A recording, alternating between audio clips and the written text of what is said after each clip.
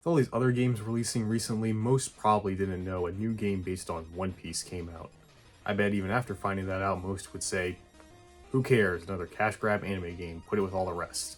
And I thought so too, I wasn't going to pay it any mind. But then something weird happened. Bandai Namco started advertising it? Actually going out of their way to do breakdowns of the story, gameplay, development, and that got me thinking, did they actually try with this game? Then the more I thought about it, the more it made sense. Games are expensive and a lot more time consuming these days, both for the developers and the players. And One Piece is one of the biggest media franchises in the world, especially in Japan. So maybe they actually took the time and effort to make this something on par with AAA games today. One Piece Odyssey is a good game, technically there's nothing wrong with it. But there's actually a lot wrong with it, and I don't like it. I'm going to tell you exactly why I don't like it, because while there are some good ideas that work here, and some that I would like to see done better in future games, a majority of it is experiencing an uninteresting and lazy story that is exclusively written for fans, but also not at the same time. A battle system that tries to be unique and adds something to the ever-declining turn-based combat, but is easily broken and ultimately unoriginal. And incredibly tedious, underdeveloped, and downright outdated design for exploration. I don't know why, but all the games I've been playing recently have this yes but factor to them, where there's a base, a great base for what could possibly be one of the greatest games I've ever played. But as the game goes on, all these little things that you try to ignore keep happening, and it just forces you to come to the realization the game actually sucks. But come on, how can the game be bad? It's the biggest franchise ever, and it's Bandai Namco, right? They're at the helm. They've been doing pretty good recently. But then you realize the game was actually made by ILCA, whatever they're called, otherwise known as the people behind the Gen 4 remakes of Pokemon. Yeah, those ones. Let's start with the story. It's bad. It's about the Straw Hats arriving at a mysterious island where they get their powers taken away by some new OC and have to fight a bunch of memories to get them back. Some of you might be thinking, wait, I've heard this somewhere before. And you're right, because for some strange reason, this is a common plot for One Piece games, specifically the One Piece Unlimited series, whose plot setup is almost completely identical. Like I said when I looked at those, this story structure is dumb. If you're a newbie who has little to no knowledge of One Piece and bought this game, you're thrown in the thick of it with little to no explanation of who or what anything is, besides these PowerPoints that boil down arcs that span dozens, sometimes hundreds of episodes and chapters into 4 or 5 sentences. Well, I guess the most common complaint is One Piece is too long. Now, for fans of the series like me, these are just worse retellings of some of the best stories in the series. Like the scene from Alabasta where Luffy and Vivi argue about how to handle the rebellion going on, where she's trying her hardest to make sure no one else dies while Luffy tries to convince her that to succeed. Losing people is a sacrifice she has to come to terms with, and she should trust in them more. As Nakama. One of the best scenes in the show, in my opinion, and it gets intense. They get in a fistfight over it. What do they do in this game? They stand completely still and just say words. The manga is more animated than this. Or how about Water 7, arguably one of the best arcs in One Piece? You just don't see it. It doesn't happen, because it revolves around Robin being captured, but she's with you this time because it's not the actual event, it's a memory, so who cares? I can't get invested in something with no meaning behind it. But come on, who needs to make a game story interesting, right? Just reference the original it's based on, just put the same lines in, that's all you need to do, right? See, it's good because it reminds me of something good. Therefore, it sucks. The only one I think is actually done well is the Marineford one, where originally Luffy's brother Ace died, and despite it not being real, this time he has his crew, so Luffy tries to save Ace for reals this time. And you know they all want to help him since they all wish they could have been there for him originally. That's definitely the only good use of this memory world concept, but the rest of it is so lame I started skipping cutscenes because I've read the manga, I know how this goes, and it was better there. And any changes they do incorporate don't matter, because it's a memory. These things aren't actually happening in this world. So why should I care? You know what it reminds me of? It reminds me of one of the worst Kingdom Hearts games, Recoded. A DS game that was a port of a mobile game. Same concept, you're playing through the original thing, but it's just worse and unnecessary. Oh, and yes, how can I forget to mention the new original characters designed by Oda himself? Oh, I know how, because besides their designs, there's nothing interesting about them. Lim is a completely original One Piece character that has never been done before, so get this, she hates pirates, and originally is antagonistic towards the Straw Hats because she doesn't believe in Nakama, but after spending time with them, she realizes, wait, they're good guys, they're not like those other mean pirates, and maybe she needs Nakama. Most of the time you wouldn't notice that though, because she just stands there. menacingly. Then there's the Dio guy, who is absolutely not going to betray us and become the last boss. Why would you even think that? Gonna be honest, I found him annoying because he has this habit of laughing all the fucking time before he speaks.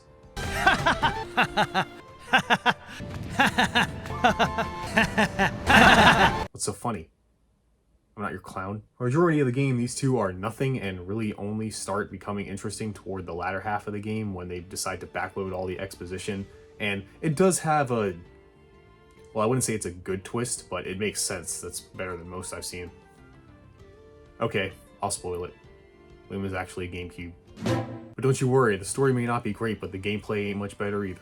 The battle system has some unique ideas. It's a turn-based RPG, with the main difference being there are 4 different areas in the battle, each occupied by a crew member and the enemies. So it's not in a line like Final Fantasy or something where anyone can interact with anyone. Here, the party member in that area can only attack enemies in that area. This matters because there's this rock, paper, scissors design with fisting, stabbing, and shooting, so some characters are better fit for certain enemies. You can freely switch between members, so you're never stuck with one and can change them out to fit each situation. I actually like this system. It not only got me using every character, often with switching them to fit the situation, it had me on my toes more as I couldn't tank every fight with one character due to the weaknesses. But all of that becomes irrelevant about halfway through the game. And no, it's not from something like exploits or manipulating AI or something. It happens just from playing the game. I'm not kidding. I didn't do any extra grinding or farming or look up anything, do any extra stuff. I played through the story mode casually, occasionally doing a side quest here and there, and still I ended up being over-leveled for a majority of the game. Now normally I don't skip fights in RPGs. The only time I do it is when they might be made easier for kids, like games like Pokemon. You know, I'll skip a couple just so I could get that sort of challenge I'm craving. Even doing that for this game, for a segment they told me I should be a certain level, I was still over-leveled for it. How'd that even happen? Well, it's not hard, you can do it too with my one-step guide. See, sometimes during battles, these special conditions trigger almost randomly, it seems, and you should do them. Why? Here's the base experience I was gonna get. Now here's the bonus experience I got from doing one of those conditions. Yes, you see that right. I got 100,000 extra experience for barely doing anything. This was a regular enemy. And even at the point I was in the game, some of my characters got 2 level ups from that. Now I get it, the devs were trying to basically eliminate grinding because people hate that, you know, the normies. But there's a difference between making an aspect of a game less tedious and making it not matter. But here's the thing, levels can go fuck themselves, don't worry about them. Because where this game gets really busted are the equipment, the accessories. So remember earlier when I said all these strategic systems in the game, like positioning and the rock, paper, scissors system and swapping party members, those can go fuck themselves too.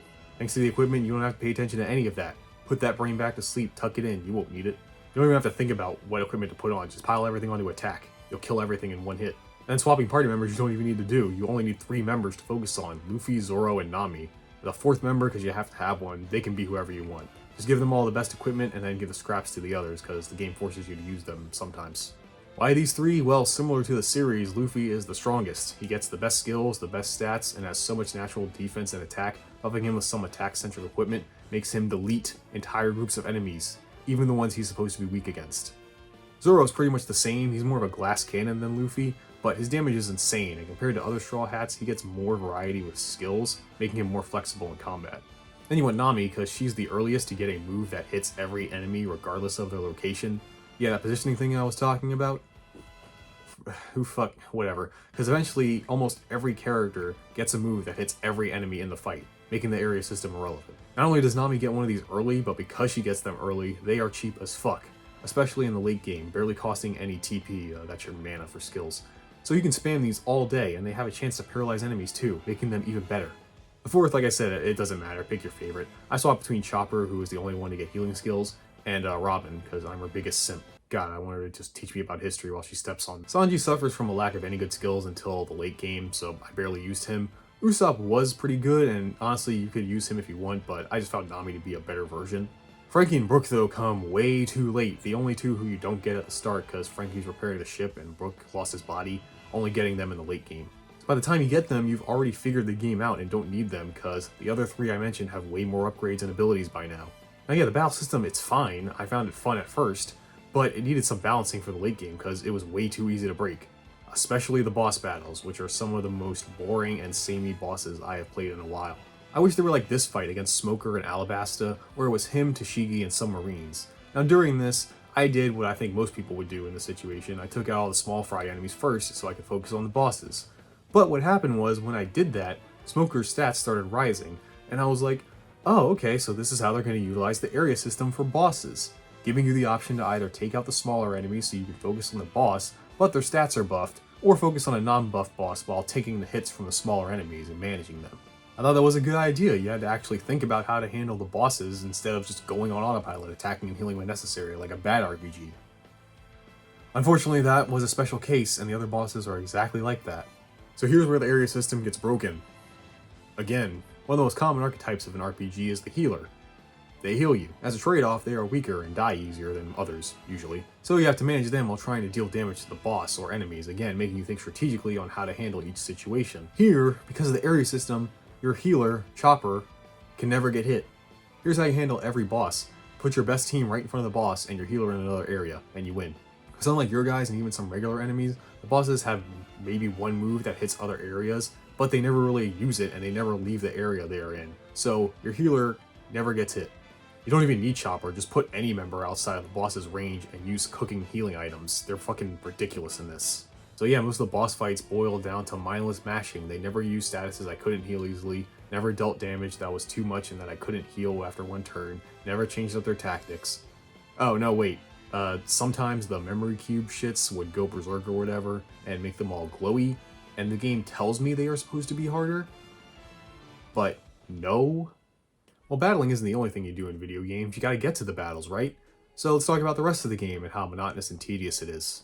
So the goal of each memory is to beat the main bad guy of that arc. Simple enough, right? The problem is getting there is a pain in the ass. Take this moment in Alabasta. Some of you may have noticed that a lot of the problems of this game I noticed were in Alabasta, which is the first area of the game. Yep. So to get to the area with Crocodile, we have to go through this cave. Alright, I do that, and of course fight a boss at the end. Okay, with me so far? After that boss, a cave-in happens in a cutscene that I have no control over. At the exit, and I can't go out the other side of this cave that I just journeyed through to get out the other side, making this journey entirely pointless. So I go back through the cave again, and when I get back to the entrance, the game tells me, oh, you didn't need to do that. Instead, just cross the desert with these crabs, like in the anime. Why couldn't I just do that before? Why did the cave part have to exist at all? That's not fun, being told the last hour of gameplay you did was pointless. That's not something anyone wants to be told. Ever. Now, this is a majority of what it's like progressing through the story of One Piece Odyssey. You get to a point where it looks like a straight shot to your goal, but psych, you actually need to wander around the dungeon to find multiple keys. Great, fetch quests. My favorite. The dungeons are pretty basic, like I said, you got caves, sewers, great. And then there are these element ones like lightning, ice, dust, my favorite element. The exploration and dungeon crawling is not difficult to navigate, especially when the characters will constantly tell you what to do. This is a trend in modern games I hate, where they have to spell everything out for you like you're a fucking idiot. Yes, I know I'm going the wrong way, it's called exploring. Let me do it in peace. Or take this moment for example, look at these rings up here. I'm like, oh okay, I swing on those with Luffy like I've been doing this whole game. I do that and look, it triggers a cutscene that tells me to swing on the things I just swung on. This is the last dungeon in the game, by the way. I've been doing this for like 30 hours. You think I couldn't have figured that out on my own? I'd say my favorite thing about this game are the pointless scenes that stop me dead in my tracks so the Straw Hats can comment on some aspect of the dungeon or something that is completely useless.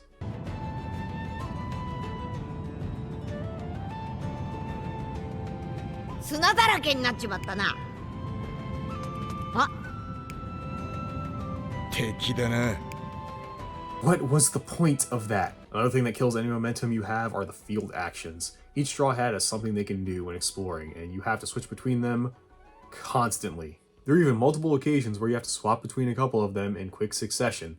This wouldn't be so bad, you would know, yeah, you know what's coming. So yeah, just the thing that sucks about it is the constant swapping. See, you don't just switch with them with the tap of a button. First you gotta bring up a menu, scroll to them, confirm it, and sit through a loading screen for a few seconds. Considering you switch characters a lot, this adds up very fast to I probably spent a good fifth of my playthrough just switching characters. Also, why is there loading at all? I don't care how short it is, why is it there? Remember earlier those unlimited games? They had a similar feature, except there, when switching, you bring up the menu, select them like usual, but there's no loading, you just switched, and it's like maybe a second, but That was a Wii game. More 15 years ago. The other thing is these skills are situational and don't need to exist. Chopper you only use to go through small holes, Zoro cuts metal shits, Usopp shoots bird's nests for items and some distance switches, like maybe twice in the whole game. Robin, Nami, and Sanji are all similar, where they can see specific items on the ground that others can't. Robin finds lore, so it's not useful unless you're a completionist. Sanji finds ingredients for cooking, and Nami's is the most useful, finding money on the ground. However, you want to be Luffy all the time, because again, he's the best one. He's the most useful. For one, he has his, Gum Gum, so he can actually grab items from a distance, like some on rooftops or on trees, even the ground, saving you precious frames, for those speedrun strats. You can't grab the bird's nest ones though, because otherwise Usopp would never be used. He also does that grapple thing I mentioned earlier, which is a mechanic you will use constantly. Literally every dungeon has you do this. Finally, he has this observation hockey, which uselessly lets you see breakable objects, and more importantly, lets you know which enemies will give you bonus experience, of course. So yeah, the game is mainly built around Luffy and what he can do, but they constantly make you switch between other characters for like a second because they know it's a One Piece game and they're like, oh, well, we gotta make him play as a Straw Hat somehow, so we gotta put that in the game. And yeah, I do want to play as these characters, but why not just let me change who I can play on the world map, make it a purely cosmetic thing and have all the map actions be passive? It's a video game, who cares? And I didn't forget to mention them. Brook gets nothing, no field actions, and you can't walk around as him, he's only usable in battle. Frankie you can't walk around as, but he does have a field action, which is building a bridge. Yeah, lame, but get this. You don't have to switch to him. You just walk up to the spot, regardless of who you are walking around as, and you press a button. Why can't they all be like that? And then as you're walking around, switching for the 30th fucking time, 20 hours into your playthrough, you start noticing other things. All those little things that shouldn't matter, yeah, they start overstaying their welcome. Like stock voice lines in battle and cutscenes that get repetitive, constant fades to black and loading screens for actions and traversing because they didn't want to bother animating it. How the costumes you get for pre-ordering the game don't appear in cutscenes, which make no sense because these are in-game cutscenes. Or how this cutscene when you fast travel, this monkey guy waving at you that you have to watch every time starts getting annoying when you're just trying to complete a quest. Oh yes, side quests, not worth mentioning. They're all the boring standard, go here and beat this enemy, or overly long and tedious fetch quests. Well, I never wanted to know what a dog feels like, but with all this fetching, how could I not? There are these bounties you can get, which I think are the best side activities and probably one of the best things in the game. Mainly because the bounties are references to other One Piece characters, and they're just fun character interactions. Not to mention that they don't ever say they're welcome, they're short and sweet. You get a cutscene, you fight the bounty, get a finishing cutscene. Great, love it, best thing in the game, bring this back. Finally, there are these frayed memories, they're called. Mini stories that once completed give you a bond art, which is a super attack that deals massive damage. But not as much as Luffy's base skills, and took longer, so I barely used them. And yes, I know I've been shitting on the game all this time, obviously because I don't like it, but there are some things I do appreciate about it, like the actual animation and graphics of some things. Goddamn, this looks like the One Piece world, a very high quality version of it, man. It looks damn impressive. They turned Oda's art into the cel-shaded cartoon style. I much prefer this than the standard hyper-realism every other game goes for. It's definitely one of the best looking anime games out right now. And yes, the battle animations are very well done and are great to look at, as well as some animations for pivotal moments that look on par with some animated movies, honestly. But then again, this is when you start asking yourself, why is the whole game not animated like this? Why for a majority of it do I have to watch generic MMO animations when they show they are clearly capable of doing way better? And I don't want to hear any fucking excuses about this anymore, alright? Like, oh, well, they couldn't do it with the time they had, oh, it's hard to animate, oh, it's a game based on an anime, so they probably weren't putting too much effort into it. Like, no, I'm tired of fucking excuses. One Piece is the highest grossing manga of all time. And Bandai Namco is not exactly your small indie company that lacks financial backing and needed to take some shortcuts. They could have used time and budget to give us some good, consistent cutscene direction, animations, and gameplay. Because they do some of it, just not all of it. This is why I don't like this game, because it's not technically bad, because it should be so much better than what we got, and the gameplay is not addicting or well designed enough to get me to not care about all those little things, because it's part of the problem. Sure, while I don't like it, I do hope the game does well and that they make another One Piece game. Bandai Namco, ILC Aoka, whoever the fuck makes it. I hope they take all the criticism and don't just look at the sales, cause these are straight up bad design choices that other games have ditched more than a decade ago. I meant what I said at the beginning, games are more complicated to make and sell than back when licensed games crowded your bargain bin. And many these days go above and beyond to a point that a game like this couldn't dream of. I have not played and give negative shits about that Harry Potter game that came out, but from people I know and just people I've seen online that have played it, they say it's a good game that any fan of the series would love, and I've even recommended someone like me play because it's just a good game, so even if I don't care about the world and lore or whatever, it'll still be a fun time. And it makes me mad because I want to say that about this game. I want to say that about the games that I like based on the properties that I love, but I can't because they're fucking stuck in the past. Games have evolved and changed over the years to a point that developers like that know it's at stake, especially when handling a franchise with so many hardcore fans. And for someone who is a fan of anime, I want that for the games based on shows or movies I like, not some outdated, uninspired, and safe game that barely passes as being an above average game from devs that clearly have no interest of going outside their comfort zone and trying something unique. And it sucks that I feel this way. It sucks that I'm taking this so seriously because I really shouldn't. I should just be putting in these games, having fun, playing them, and shutting the fuck up. I should be shutting the fuck up, sitting down, having fun. But instead, I'm complaining about it on the internet. Like, I want what those Hogwarts nerds are feeling, but for games based on anime that I like. I want to feel like I'm Luffy in the world of One Piece. I want to be a part of the world I love. Is that too much to ask? I want to feel like I'm part of some Bishi sports team. Now, if you like this game, more power to you. I'm glad to you. This felt like that experience that I was craving. For me, I feel like a guy that paid way too much for a mediocre game that's perfectly fine doing the bare minimum. And that just feels bad, man.